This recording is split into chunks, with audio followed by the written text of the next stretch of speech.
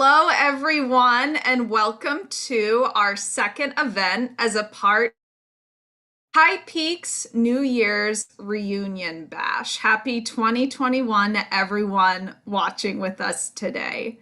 My name is Carolyn Regula, and I will be your host today for this presentation on behalf of the Berkshire High Peaks Festival, which is a part of Close Encounters with Music. All of our sessions are being recorded and will be live streamed on YouTube as well.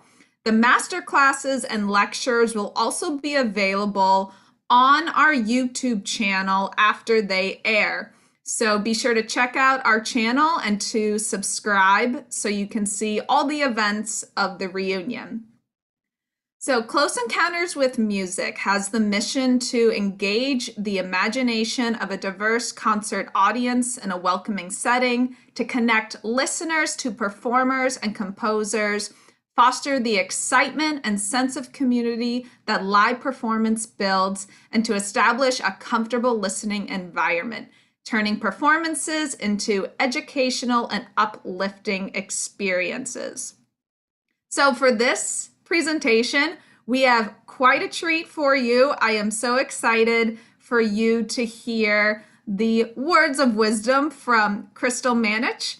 She is a director, producer. She's getting into videography and editing. She has worked primarily with opera companies that do include Wolf Trap Opera Festival, the Pittsburgh Opera, and Arizona Opera. So you are going to get some behind the scenes little spoilers on some things she has worked on, in addition to how has this pandemic affected us and what can we do with our own performances. So I don't want to talk too much.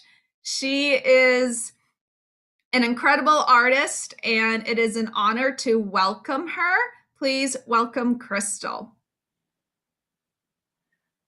Hi, everyone. It's so great to be here. Thank you so much, Carolyn, for the intro. I wanted to start off by, I will share my screen so I can start off my presentation here.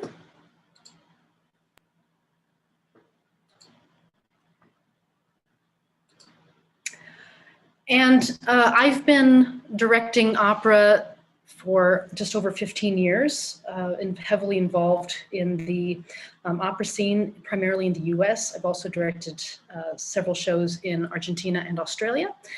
And obviously this pandemic, like with all of you who are in the performing arts, has affected me greatly.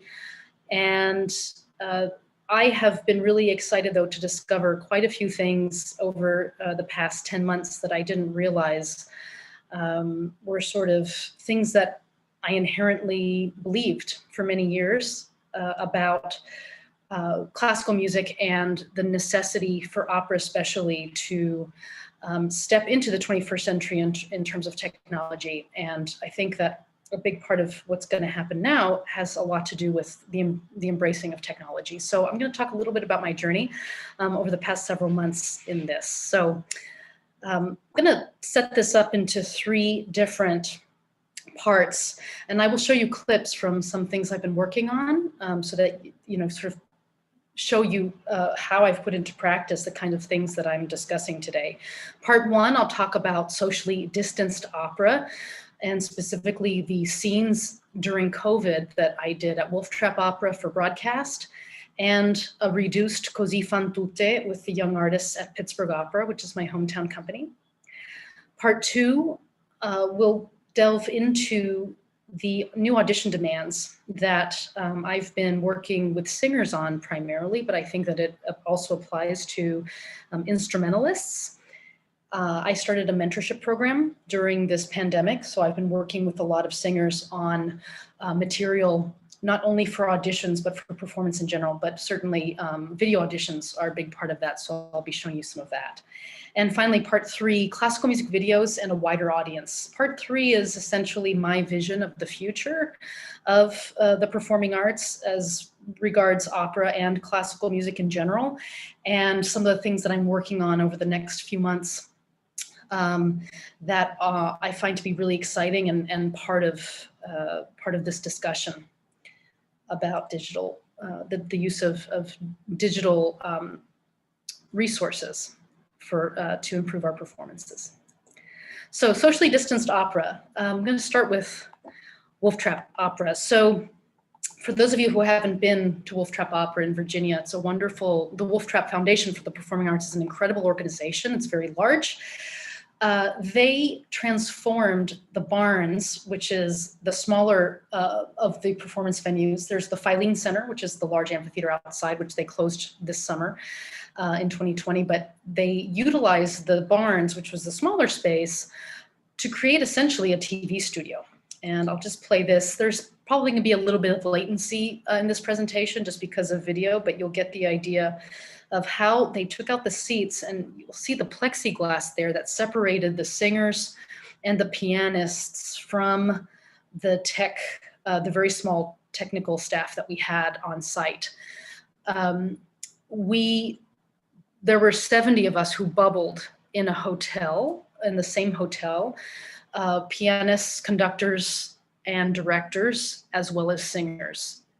The technical crew, however, was not bubbled with us at the hotel because they are permanent staples and live in the Virginia area. So hence the plexiglass that separated us. But we also took a lot of precautions and rehearsals and things like that. But for performance, because of the bubble that we had created, the singers were able to sing without masks on. But we still had to adhere to a safe, socially distant prerogative. We all had to sign an 18-page document about how we would follow the rules for our quarantine period, and also for the 3 weeks or the 4 weeks, as some people stayed an extra week, following the quarantine. I directed scenes from La Boheme, all of Act 1, and one scene from Act 2 and a scene from Act 3. Eugene Onegin, 3 big chunks out of that, and other scenes that I'll show you a clip from one of them. Some things that I had to consider were camera angles to emphasize storytelling. This seems kind of obvious when you think about film and television in a traditional sense, but with opera, knowing that I wasn't going to have a live audience at all, it's not as if it's a Met in HD situation. Met in HD, we know there's a live audience while we're watching it, right? But in this case, it was going to be completely dependent on the camera angles alone and the quality of the sound. And also the lighting, what is the nuance between theatrical lighting and lighting that is camera friendly as well? These were all things that we had to take into consideration. There were some new realities that I had to employ that I had picked up a few years back. I did a filmmaking intensive because I became really interested in film many years ago, but finally a few years ago decided that I was finally ready to learn some hard and soft skills in that realm. Thank goodness, because it really helped me in this planning process. I had lot shorter rehearsal times because of the airflow. We had to vacate the Barnes performance space every 45 minutes for 15 minutes. So it made the day all the rehearsal days very challenging, and including the shooting day, which really broke up how much time we were able to have to actually film these scenes. This is an example of a shot list that I did for Act 1 of Boheme. So you'll see that there's 2 different colors happening here. The black text were 2 cameras, the master and camera B, that would be recording at the same time. And because it was Act 1 of Boheme, which is 38 minutes, we needed to do it in 1 take. Yes, we'd had rehearsals. We had camera rehearsals where we recorded, and I looked at the footage and made sure that, because I was manning camera B, so I wanted to make sure that I was doing a good job on the fly. It was really stressful, but really enjoyable. So the master camera and camera B were running at the same time.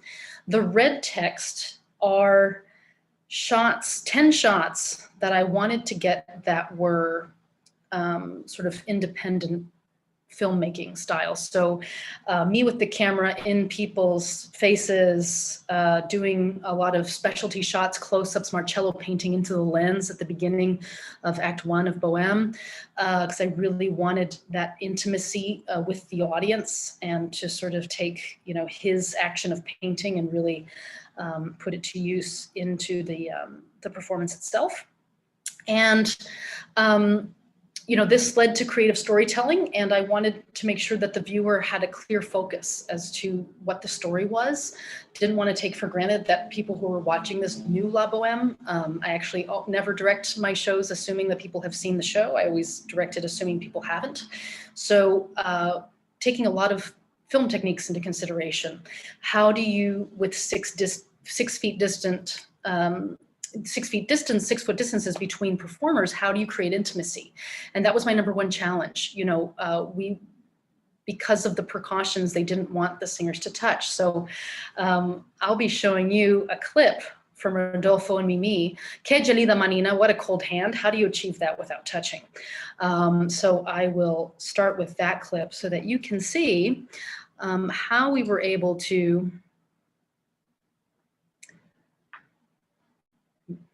do that. And here we go.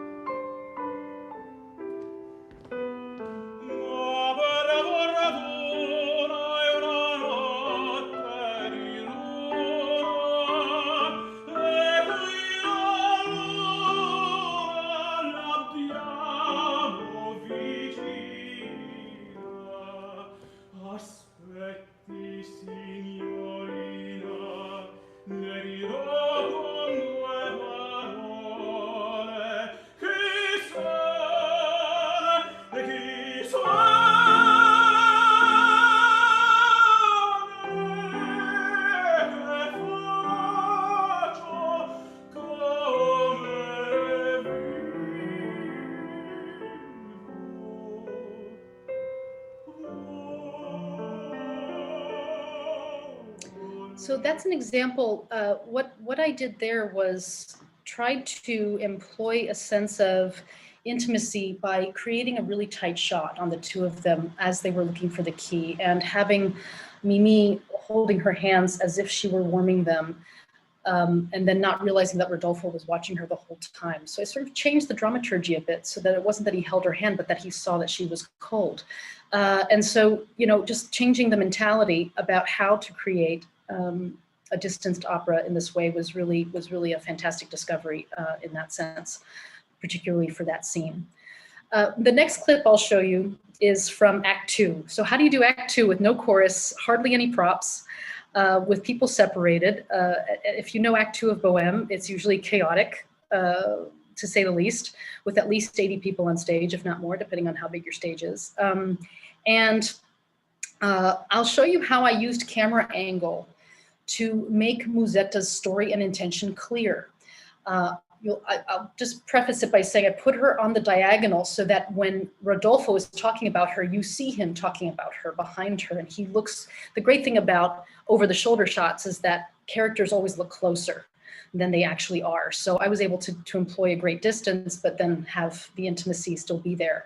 And then I also was able to get Marcello into the shot so that we understood how he felt about Musetta. And of course, if you know the story, they've broken up several times before, and she's here to get back together with him. So I will bring that up. And we modernized it because everyone wore their own clothes and props were very sparse. And so there's Musetta taking a selfie. I thought that if anyone would take a selfie in La Boheme, it was her.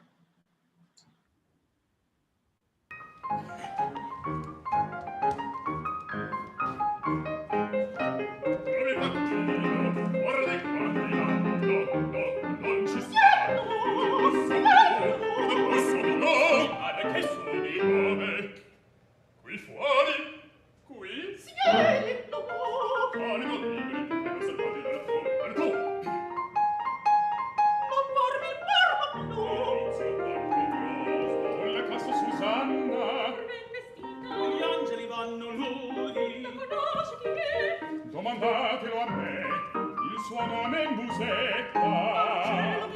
Cognome e tentazione, chi resta soventi d'amanti e d'amore. E come la civezza, per cielo sanguinario, il suo cibo ordinario, e il cuore. Mangia il cuore. Per questo io non ne ho più.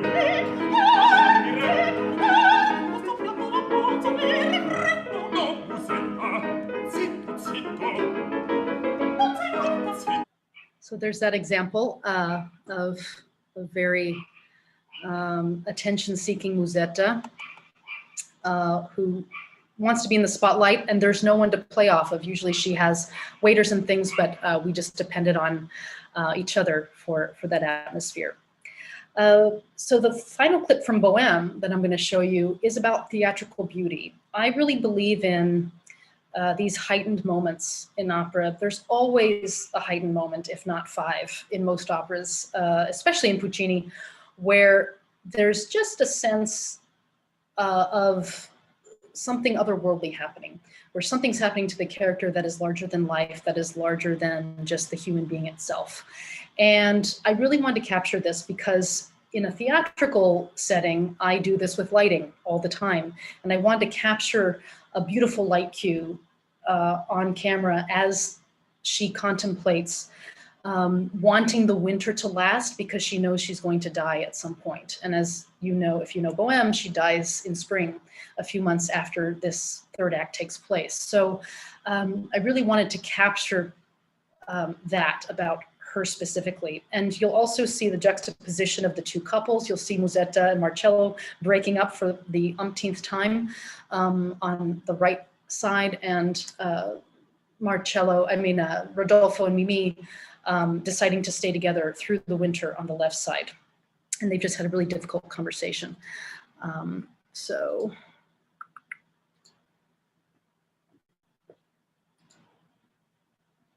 you'll see how I've placed Marcello at the end of the act as well, after he and Musetta have had their very difficult breakup.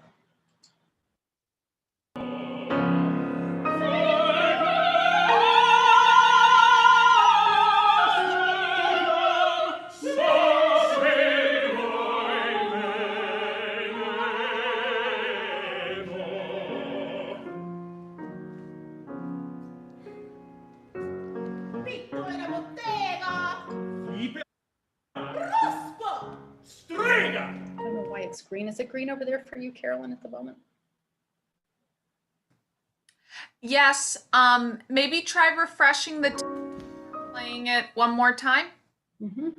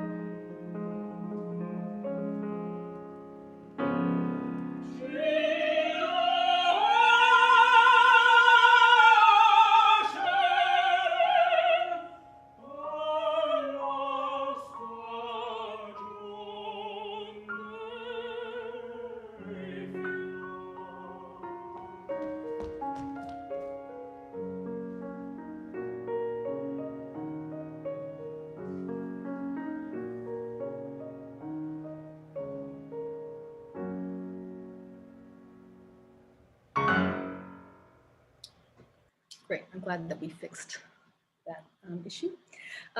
So yeah, at the end there, usually that last line of Rodolfo Mimi's is off stage, just like their last line at the end of Act 1. So in both cases, I staged it so that they would just recess into the background and utilizing the cyc to silhouette their bodies. And again, it was my desire to kind of try to mix the theatrical world and the screen world into one idea. So the final clip from Wolf Trap that I'll show you is The Creep Factor and Breaking the Fourth Wall in A Rig's Progress by Stravinsky. I really wanted to capture here the fact that both Tom Rakewell and Nick Shadow break the fourth wall during the graveyard scene, and using the camera lenses to communicate that. So that breaking the fourth wall in our case is just looking directly at the camera lens. And you know, it was a really fun experiment. So I just want to show you that. And so really, it was a fun opportunity that you don't often get to do in opera. And this opera is actually, I would love to film this entire opera if anyone's interested in commissioning it. You choose the path to follow me.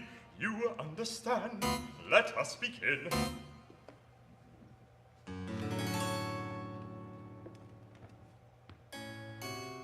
Well, then.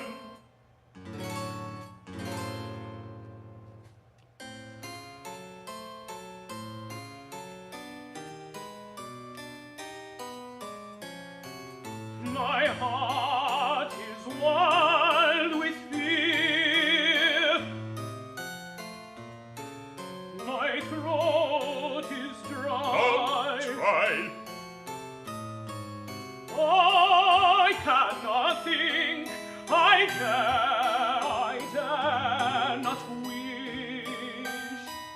Let wish be thought and think on one to name. You wish in all your fear could rule the game instead of shadow. And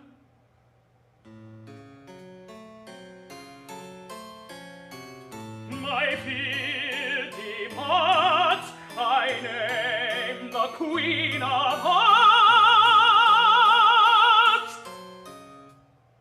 The Queen of Hearts. You see, it's quite a simple game. To win at once in love or cards is dull. The gentleman loves sport, for sport is rare. The positive appalls him. He plays the pence of hope to yield the guineas of despair. Again, good Tom, you are my master yet. Right, so just one example from Rig's Progress. That was a really fun project to do. And again, very little rehearsal time. And it was a very long scene, about, I think it was 16 minutes. So yeah, it was really challenging to get that shot in about 2 hours. But I had a really great crew for that one. So that was my time at Wolf Trap Opera. There are many other scenes. They're all available online, I think, for the next month for free. And there are other directors who created things as well. So you might want to check out the scenes from this summer. So next, I went to Pittsburgh Opera in September to do a reduced Così fan tutte by Mozart and Da Ponte. And there were some new realities in this. We essentially created a bubble in this process. We all had to quarantine. We quarantined separately. Luckily, the three ladies in the Young Artist Program who are on the upper right-hand corner here, they actually were roommates. So it did help sort of make us feel very comfortable and safe in the space. And again, we had to all agree to just common sense of what kind of protocols we would impose upon ourselves when we would go back to our respective apartments after rehearsals. So we were really careful. The daunting thing came after the orchestra arrived, because we had been working together in a bubble for a week and a half or 2 weeks, and then the orchestra arrived from their own bubbles. They had to quarantine for 2 weeks in their own homes if they were going to take the contract. So, but everyone was masked except, of course, for clarinet and flute. And we had 17 players, so it was a reduction, but it was fantastic to hear an orchestra after several months of not hearing one. Some new realities: we had to use masks in the show, which actually for Così, if you don't know the show, it is steeped deeply in the Commedia dell'arte tradition.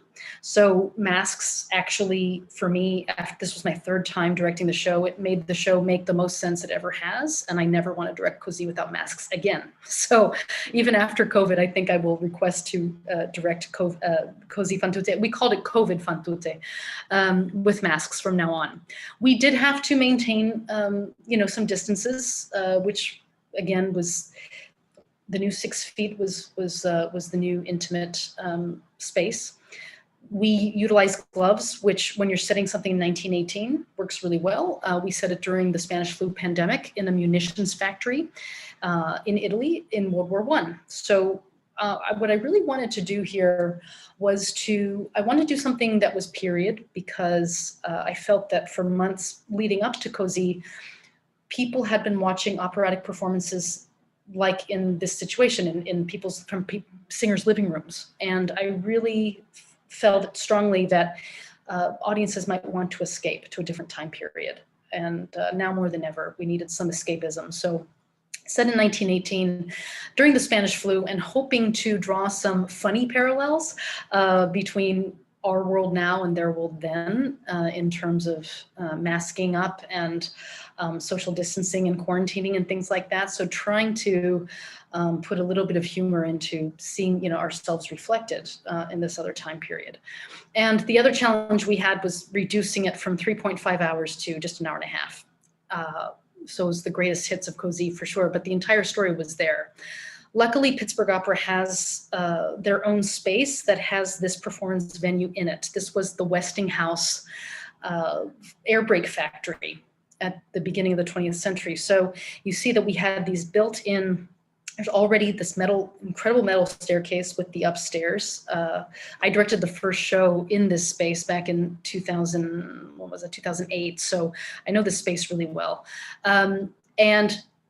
These doors opened here into this back room where the orchestra was. And so that's Maestro's back to us. And he had a camera in front of him. So we had monitors in front of house for singers to be able to see him.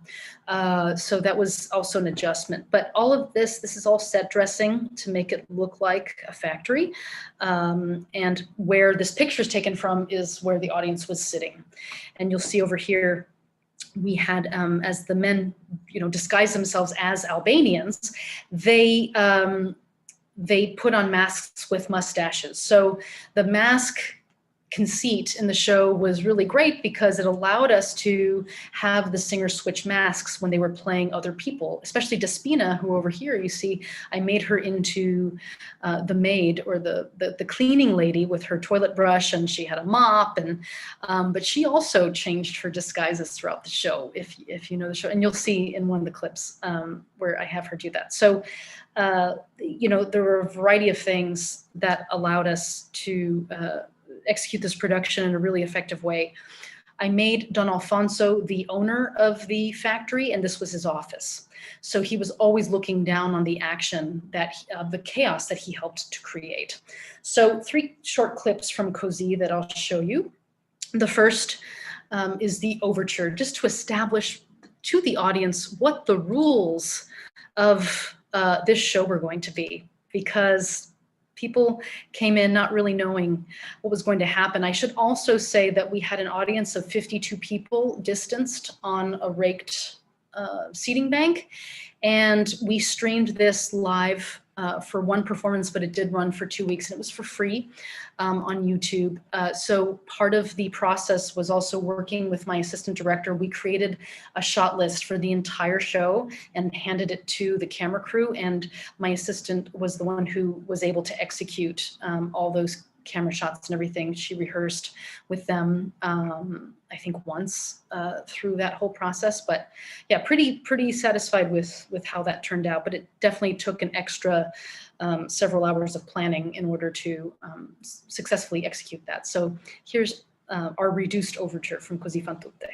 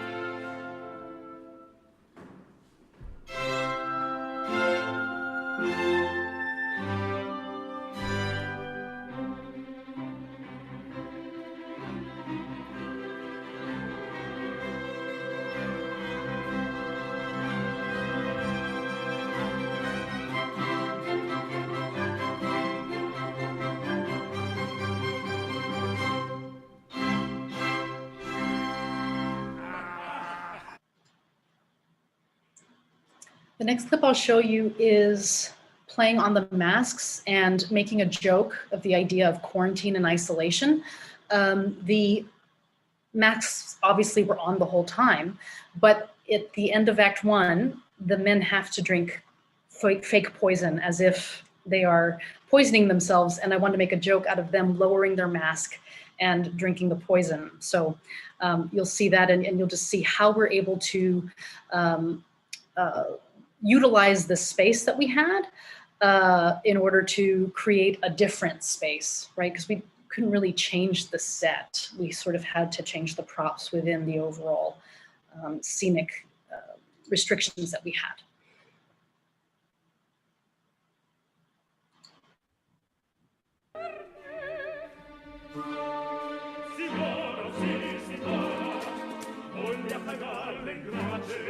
Ancora, non fate non fate.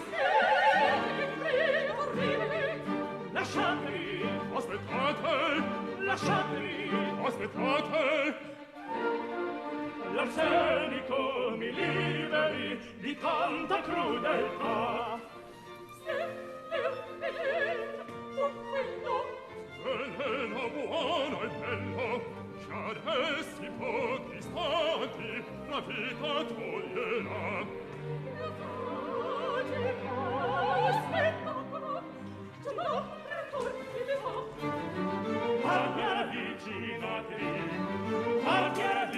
Avvicinatevi, un disperato affetto, mirate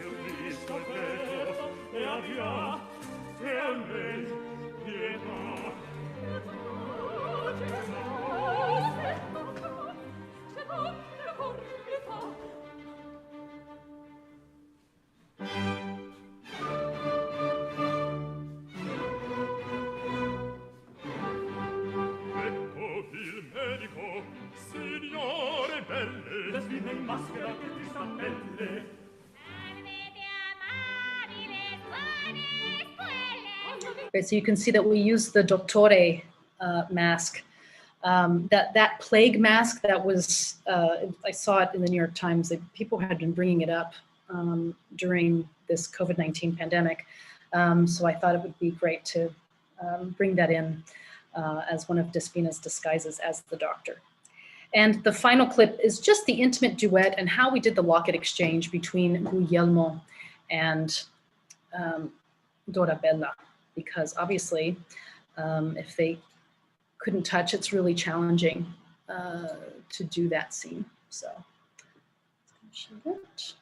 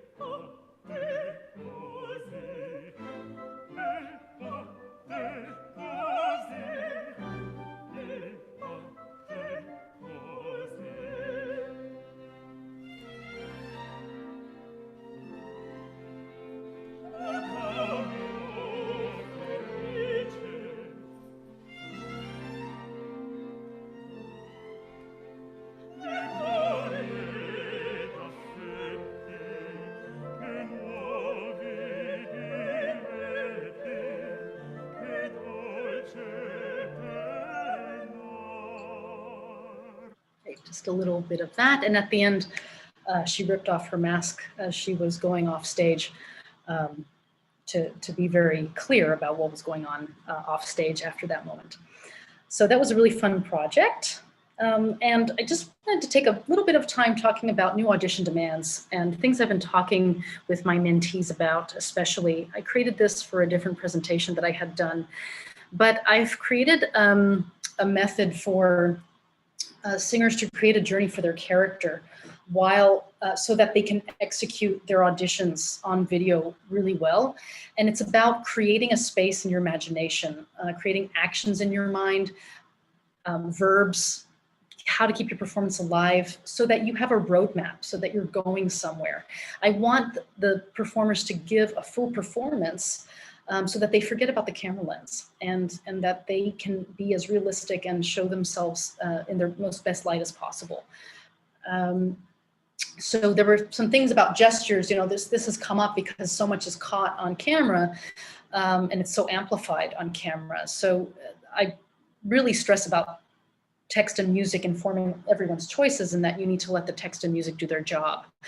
That to know it so well that you can embody it and react as if you are the character. And again, utilizing your imagination to create as if, you know, create your own scenery in your mind's eye so that there are specific things that you're looking at so that you can perform well. I do this example from Anne Trulove's aria, also from A Rake's Progress. You know, on the left-hand side is the text from the beginning of the aria, and the right-hand side are the actions that I imagined happening in my mind. So obviously, I've created a space for Anne Trulove where she's looking at this large meadow. So as I say "No Word from Tom," I'm going to pick the spot where I last saw Tom leave to go to the city, and it's there across the meadow. Has love no voice? I think I see something. Oh, it's not him. Again, it's about how can I create action so that it can come through on the camera lens. And then I can't stand to look at the meadow anymore because I'm talking about love now. So again, it's a way to really embody the character and to have a full performance rehearsed. You know, you have to be your own director in these situations. And or get coached like I've been coaching a lot of singers, and this has really made a difference in people's video auditions. All 4 of the young artists that I coached on video for their auditions, they all made it to the next level of the Met competition, and I had coached them on their videos ahead of time. So I really think that this method is really working for a lot of people. So I'm happy to answer questions about that going forward. I always emphasize camera setup. The eye line is super important. What are the pros and cons of looking directly at the lens versus looking off? I'm always talking about how there's a difference between if you're doing a monologue versus an aria, if you're doing comedy versus drama. I think comedy should be delivered to the lens. I think it lends itself well to that. Whereas drama, you should place the imaginary character just off the lens to one side or the other. And really, allow yourself to make a lot of experiments and mistakes, and you have to watch yourself. So it's a long process. I understand how arduous it is, but it's really important that you give yourself a few trial runs so that, again, you can give your best take. Camera placement slightly above eye level, just above eye line is much more flattering. We know this from selfies, right? But maybe not as high as a selfie, but just a little bit above the eye line is really helpful. Framing, super important. Full body may not be required. It just depends, again, on what it is. Horizontal orientation is always best.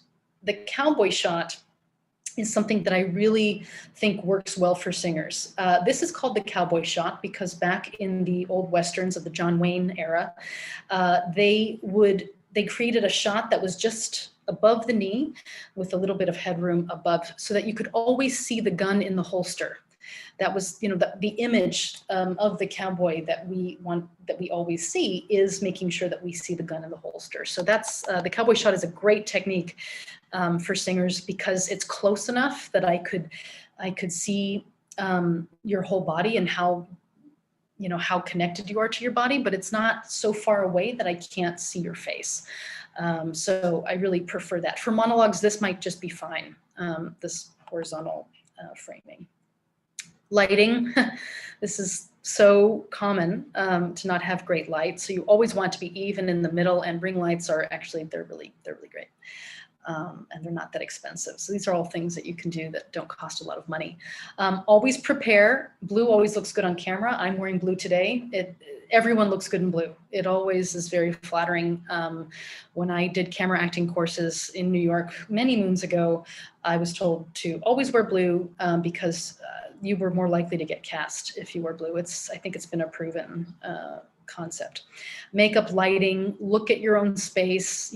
I'm a big fan of not having a lot, if you're recording something, I don't want to see a plug in the room or light switch if you can help it. It just depends on your situation. But for an audition, I just think you need to try to look as clean as possible.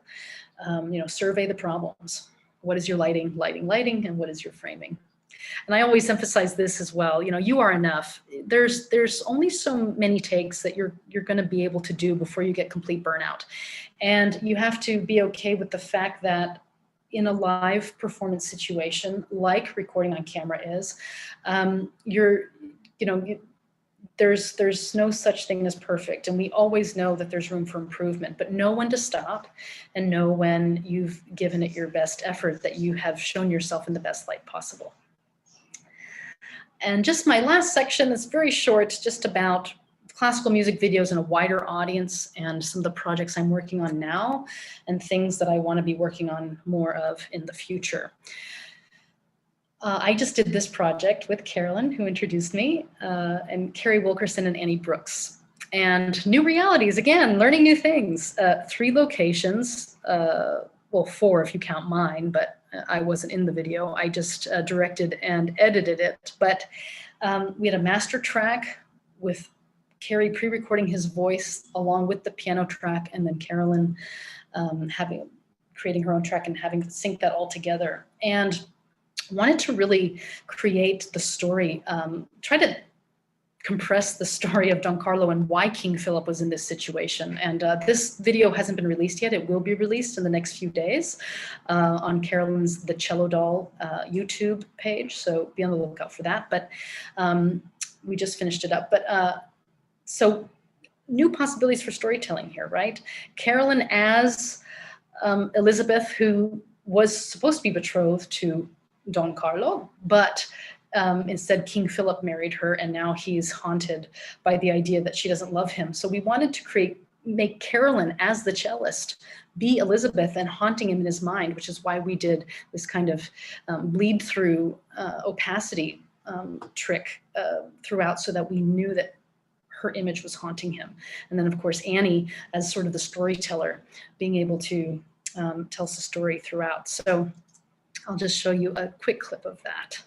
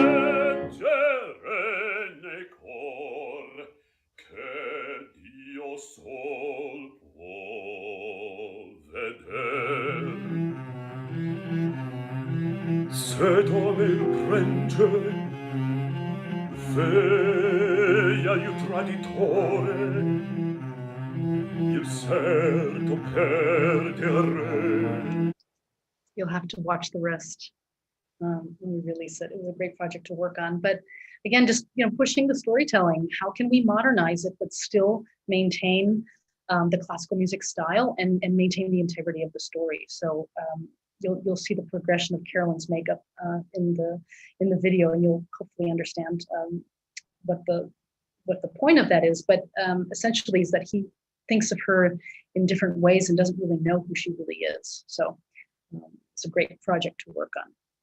And the project that I've been working on the most for the past several months, and I was supposed to actually leave today for Arizona to start this project tomorrow, but we had to delay until May. The Copper Queen is the world premiere opera that is written by Clint Borzoni and John de los Santos, who's the librettist. And we were supposed to do it in full staging in September of 2020. And Arizona Opera very aptly wanted to pivot it to a feature film. They knew that I had some experience with some film work, and this piece really lends itself well to that because it takes place in one room over two different time periods, 1910 and 2010. John took his own libretto and created a screenplay. We are collaborating with a film crew, a film company called Manley Films. They are in Arizona and also on the East Coast in Charlotte, North Carolina. Great company. They have all of the people that you need. We have a director of photography. We have a proper, film assistant director. We have camera people. And I've been working with them since August on pre-production of this. And spent weeks on storyboarding. I'm a terrible drawer, so when I show you my storyboards, you'll probably laugh, but it really helps to I've done the entire film frame by frame of what I want to see. We have a 4-day shooting schedule, which is really fast. And we're pre-recording the orchestra with the singers, and we're lip syncing. So there's a lot. It's going to be very challenging, but super exciting. And the reason for the storyboard is to be able to give the editor a really great place to start from, because we don't have that much time for post-production either, just because of budget. So here is the set. Again, two different time periods, but they take place in the same room. The advantage of film is that we're going to shoot all of the 1910 scenes first, and then we're going to shoot all the 2010 scenes, because I'm changing the perspective of the room. We remove and replace walls as needed for those two time periods. We're doing theatrical lighting with then some instruments around in order to help boost face light and things like that. We're going to be in a black box theater. So in order to achieve this 4-day shoot schedule, we're going to do similar to what I showed you in the Bohème shot list, which was 3 cameras simultaneously capturing, so a wide shot and then 2 cameras for medium and close-up shots, and then do specialty shots after that. And I also have a camera up above that I'm hoping to have as a 4th camera, which is a bird's eye view. So this is like an example from 1910. Here are our 3 cameras down here. Camera 2 is going to be on the dolly so that we can move from left to right. I'm going to utilize the overhead camera for both this setup and for the 8A, which is a specialty setup for the death of Julia. Spoiler alert, Julia dies.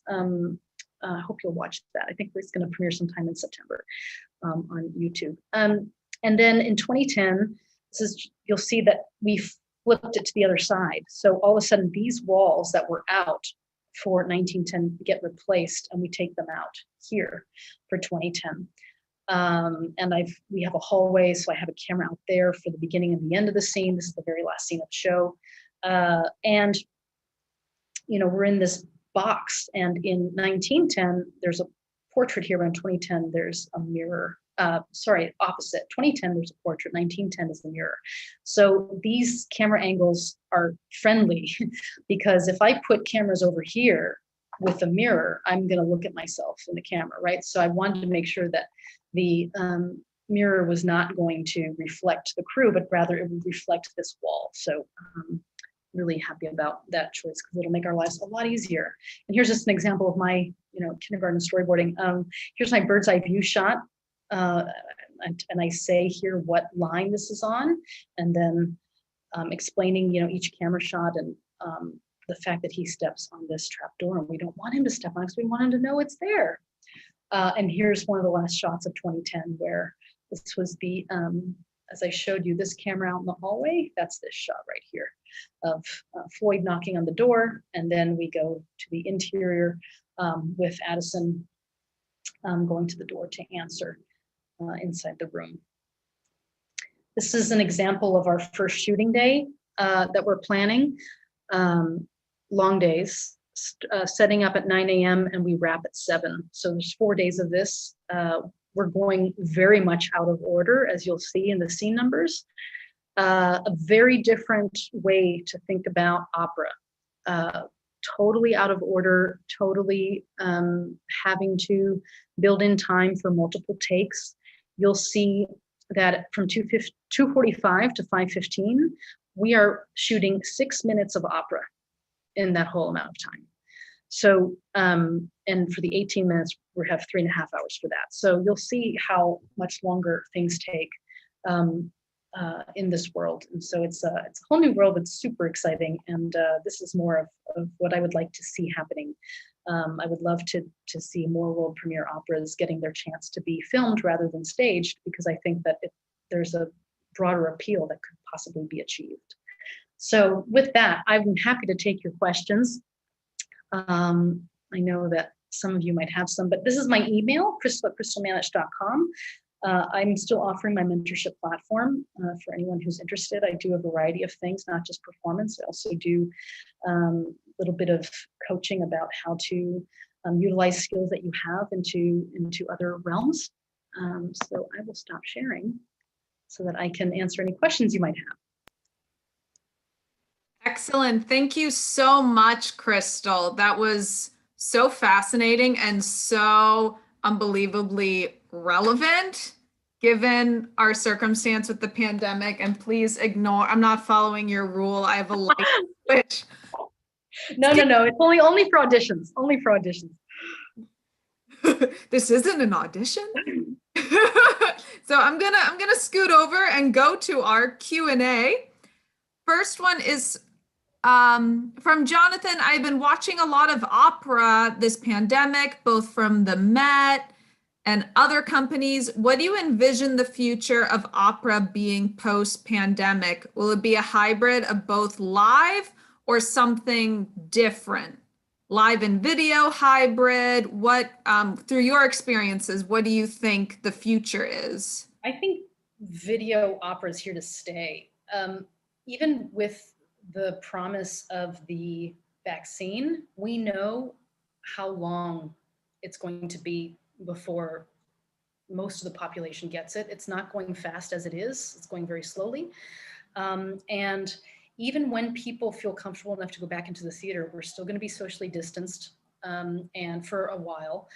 And I think that, you know, we're going to be in masks for a little while longer too. So I think we have to take all that into consideration. And if we're going to keep moving the art form forward, which I really fervently hope we do, I'm really trying to create these projects so that people get excited about them. And I think there's an opportunity to create a new audience. You know, opera companies, ever since I've been working in them for 15 years, have said that they wanted new audiences. Well, here's your chance, right? This is a huge opportunity to do that. And I really would, I don't know, I think it's a shame if we don't take advantage of it, because I think there, you know, I spoke with someone in administration at Dallas Opera back in April or May. And when they started streaming their previous shows, their content from, you know, years ago, they suddenly had new demographics and people who had never set foot into an opera house before, and 30%.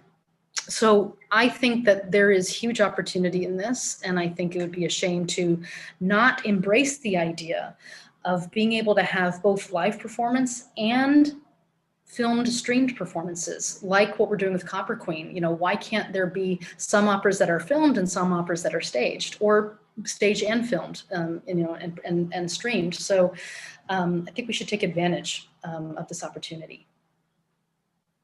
Fantastic. Another question from Camilla: is the budget astronomically astronomically different when switching from live to a filmed format? My opera department has run into many issues with the budget in an attempt to switch to film. It is. It's hard. I mean, well, when you're talking about professional companies, the hard part is that the overhead doesn't change of the instrumentalists. If you have, you know, union crew, singers, directors, conductors, right? That all stays the same. So what you don't have is ticket revenue. Pittsburgh Opera found that they sold 52 tickets per performance for 6 performances, and then they asked for donations for the live stream. And they were able to get enough donations that equaled the amount of money that they received in tickets. So there was a generosity displayed with the free live stream. But the question is, how do you then decide how much you're going to charge in the future for that? Because at some point we have to start charging for these live streams. So I think there's a lot of math and economics that has to be considered about what the, you know, what is the threshold. And I think that people are sort of not willing to pay more than $10 or $15 a stream, right? So right now. So I think there's a lot to consider for academic institutions. I know a lot of heads of academic institutions have been struggling with this as well. It takes a lot more time and the resources are immense. So yeah, I totally understand the financial difficulties with that. My instinct is to say, you know, who can fundraise, and is there a new fundraising stream that we can find of people who want to support this kind of work? So I think that would be an interesting thing to find out, you know, if you have donors who are willing to, or new donors, people who are willing to give money when they never have before. Great, thank you. Next, this is about audition prep. Do casting directors mind if it's obvious that you've taken different takes on different days? If so, should you wear the same outfit?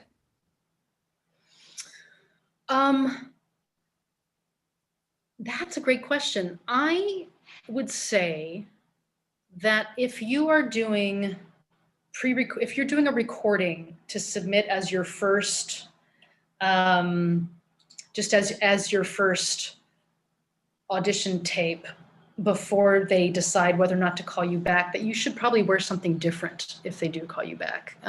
Because usually they want, you know, they say that, oh, the video has to be done for this, you know, it can't be something you did a year ago. So if you have to do another video for them, you want to make sure that they know it was a different day, because they, you know, they have certain rules. So I think that that's, yeah, absolutely necessary. And if you're doing it live over Zoom or on Skype or something, it's really important. Great. I actually have a question for you, Crystal. I know a lot of your advice about bringing in a dramatic physical feature. Yes, the singing is very important, but you saying you also have to tell the story. You kind of have to act while you sing. And I'm curious, how do you think that can translate into an instrumentalist giving an audition?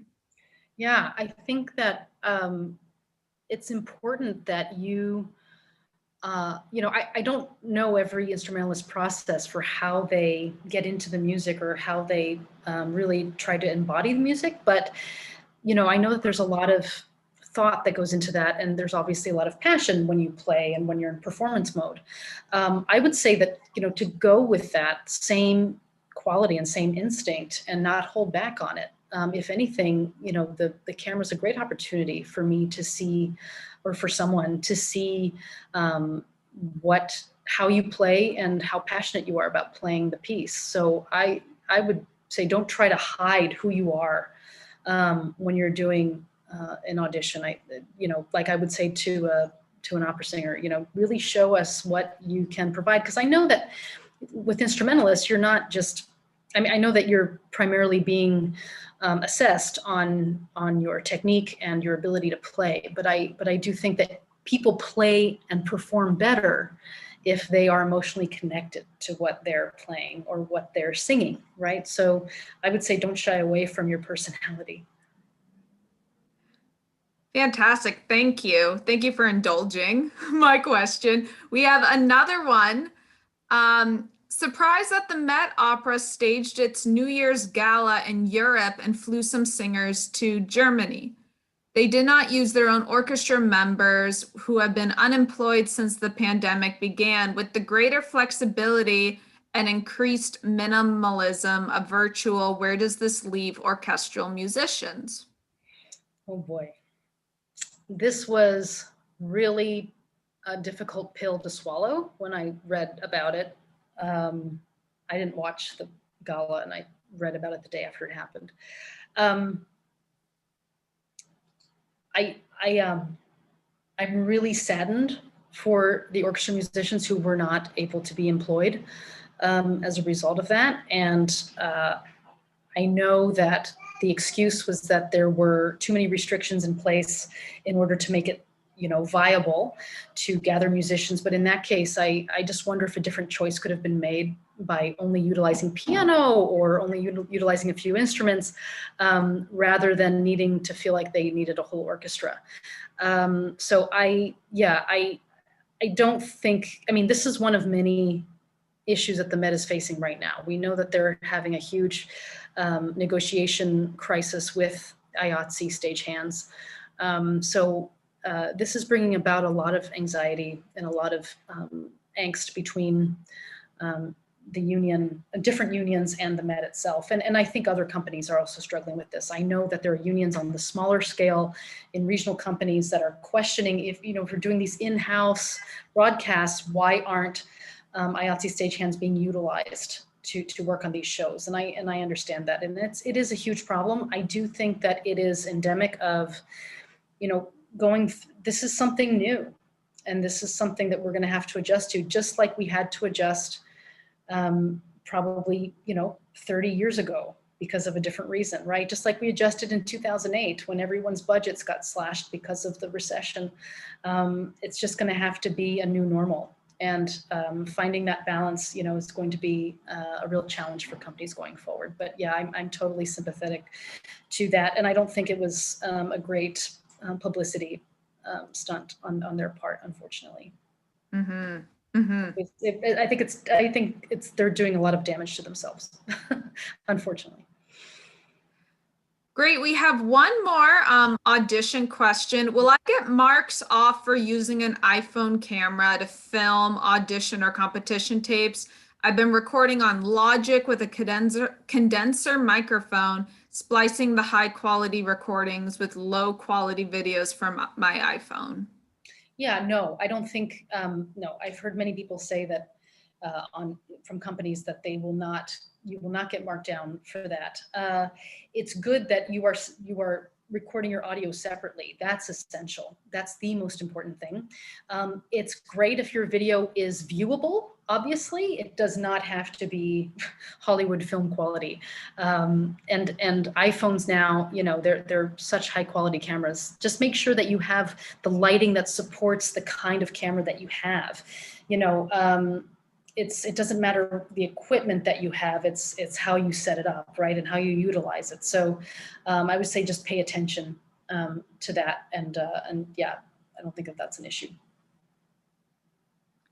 Fantastic. I mean, also the production you showed featuring myself, Carrie, and Annie, we were recording with our phones and tablets. Yeah. We didn't have, I mean, to my knowledge, I believe, yeah, none of us had anything super fancy, and we just made these at home. Yes, Carrie had 2 tablets and an iPhone, and I think Annie had 1 tablet and an iPhone, and you had your iPhone, right? I think that's what it was. Yeah. I mean, the phones are great now. You know, there's a lot of great things about them.